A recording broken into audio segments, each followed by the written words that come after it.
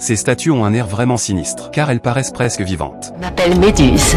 Alors que Méduse se révèle à eux, tout le monde panique, et se détourne aussitôt pour éviter son regard. Ce n'est qu'à présent qu'ils réalisent que ces statues ont toutes été pétrifiées par Méduse. Immédiatement après, Méduse leur offre à tous trois deux choix, soit être déchiquetés par le monstre derrière eux, soit choisir de la suivre et partir avec elle. Finalement Percy et les deux autres n'ont d'autre choix que d'accepter. Ils se rendent à la demeure de Méduse. Puis Méduse commence à leur raconter son passé. Il s'avère qu'elle était la plus dévouée des fidèles d'Athéna. Elle priait chaque jour et offrait des présents, sans jamais manquer un jour, jusqu'à ce que Poséidon, le dieu de la mer, s'éprenne de Méduse, ce qui fit naître chez Athéna une jalousie qui devint totalement incontrôlable. Elle jeta donc une malédiction sur Méduse. À partir de ce jour, quiconque croiserait son regard serait changé en pierre. Ce n'est pas ce qui s'est passé et tu es une menteuse. Annabeth refuse totalement d'accepter son récit, car manifestement il comporte trop d'incohérences. À cet instant, Méduse ne peut que contenir sa colère et prendre Percy à part. En privé, elle exige que Percy lui livre Annabeth, sinon elle les pétrifiera tous. Mais dès que Méduse a exposé ses conditions et se retourne, elle s'aperçoit que Percy a déjà disparu. Elle retire immédiatement son chapeau et fouille la maison. Puis elle écarte les rideaux et voit le monstre toujours en faction devant la porte, ce qui convainc Méduse que Percy et les autres se cachent encore dans la maison. Pendant ce temps, Percy et son groupe se sont déjà glissés au sous-sol. Ils y découvrent des amas de personnes et de monstres pétrifiés. C'est terrifiant comme un véritable enfer. Mais Méduse arrive à son tour au sous-sol, et ses cheveux sont constitués d'innombrables petits serpents qui s'agitent et se tordent constamment. Très vite, elle repère Percy caché derrière une caisse. Alors que ses pas se font de plus en plus proches, Percy serre plus fermement son épée sacrée et s'avance les yeux fermés, puisant dans son courage. En voyant Percy là encore si jeune, Méduse tend la main prête à le saisir. Mais à cet instant précis, Grovet se précipite sur le côté et fait du bruit, détournant ainsi son attention. Annabeth saisit immédiatement l'ouverture.